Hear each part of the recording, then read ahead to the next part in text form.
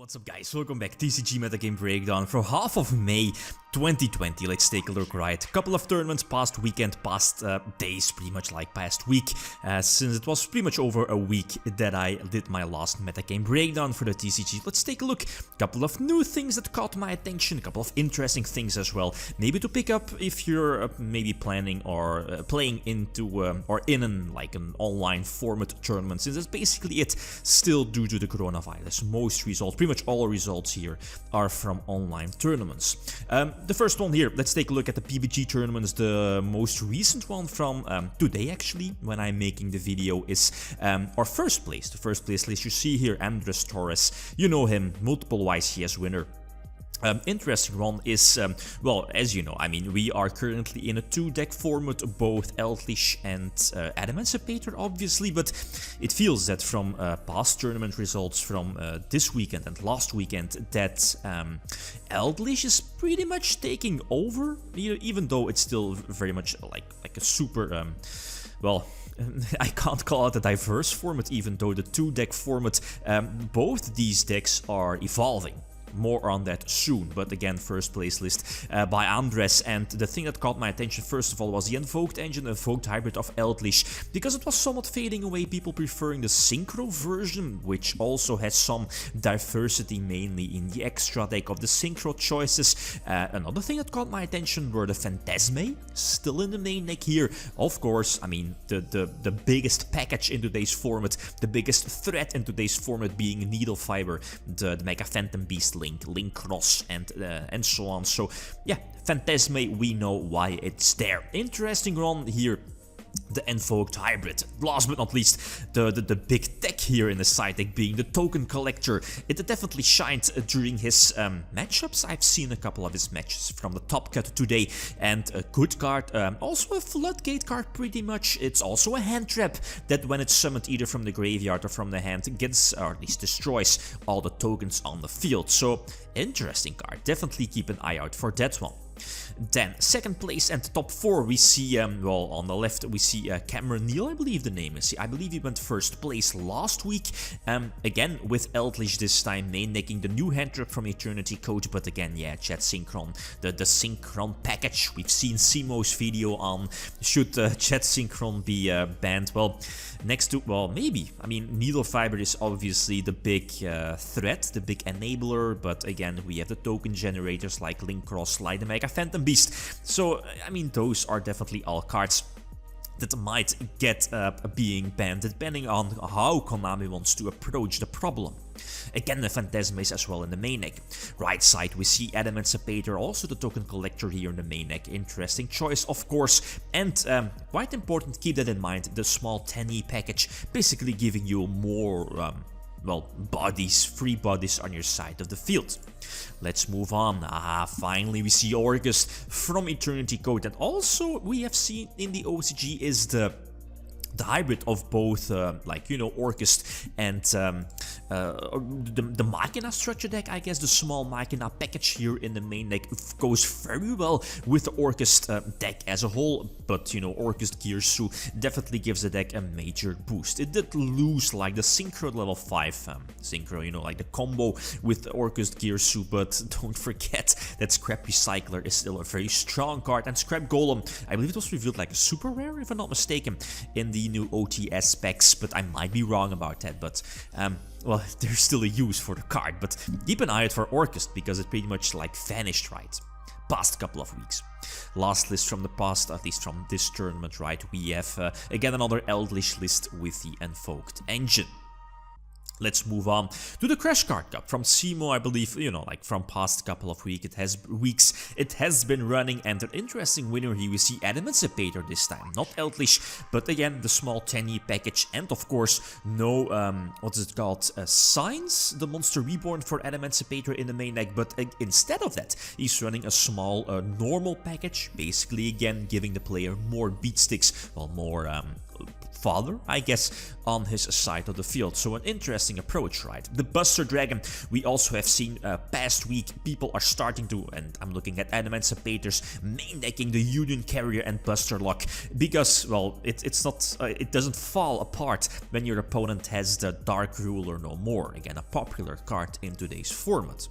Second place, Eldritch. Obviously, I don't think anything too spectacular. I mean, as I mentioned before, the Eldritch decks are in the main deck are of course very similar, but it's where the differences lie in the extra deck, where the synchro package might be different. The second place player opted to, you know, keep it simple, I guess. Omega is quite of a staple, but keeping the synchro package limited to both Savage Dragon and Herald. But we've seen other hybrids, like another list from Cody here this time, running the Hyper Librarian. Basically, the synchro option package gives you more draws. For Hyper Librarian first, go for Formula Synchron, more draws eventually. So that's a good approach. And a card that I haven't talked about yet, the Pointer of the Red Lotus, I believe the name is. Also an interesting card that's definitely on my ban list radar. Just gives a player that activates it when going first just too much information about your opponent's hand. And, well, it's basically a trap does shoot, right, in today's format. Even though the life point cost is quite hefty,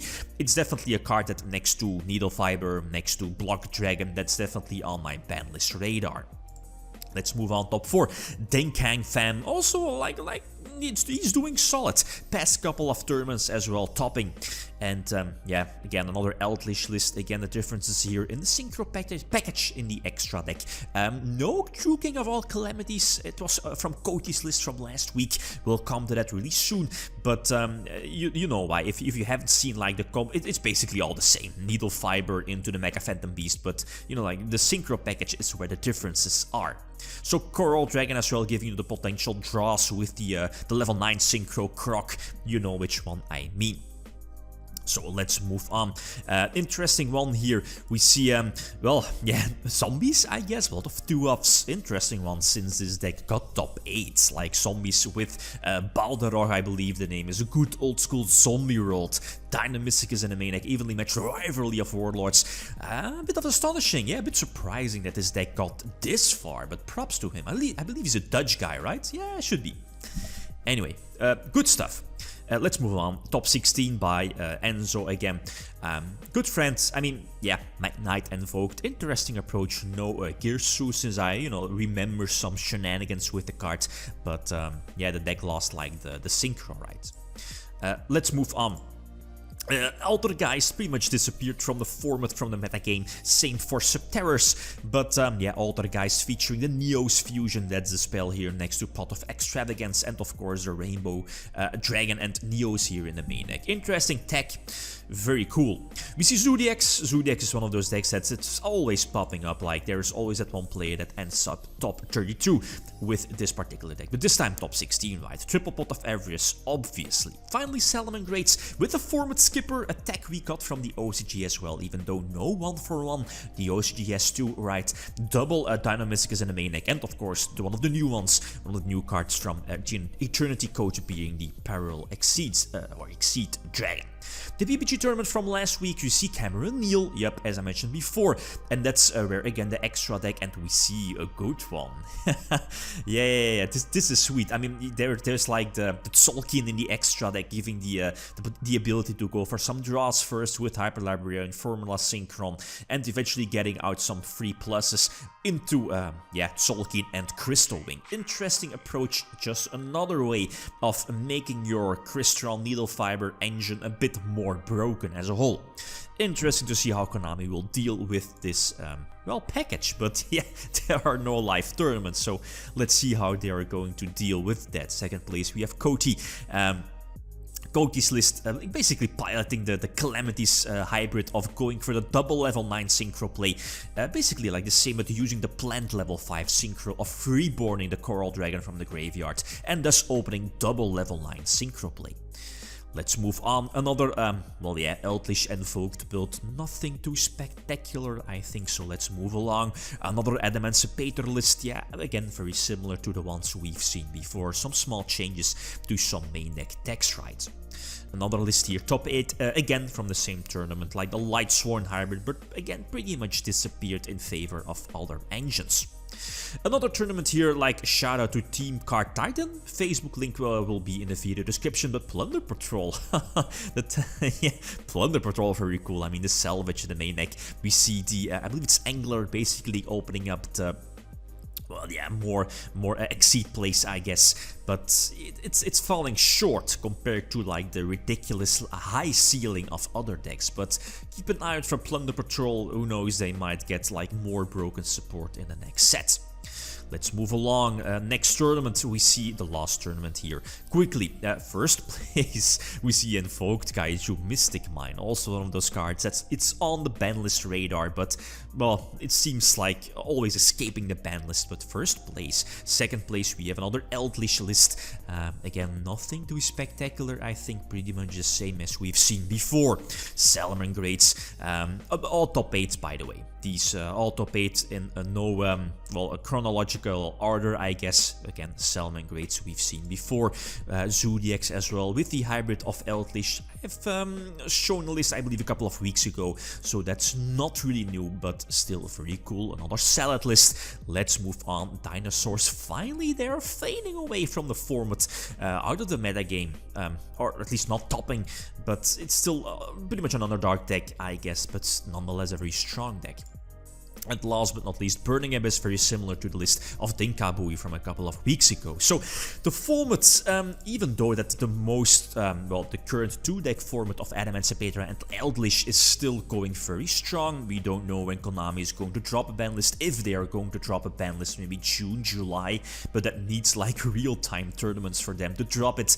But yeah, okay, like Adamantipator and Eldritch are evolving. We see new techs popping up, so that's cool, but we have a couple of like ridiculously powerful combos in today's format that maybe should be addressed really soon, but I doubt they will do that. Okay, guys, that's it. Thanks for watching. Feel free to leave a comment or like if you enjoyed the video. Lithium signing out. Peace.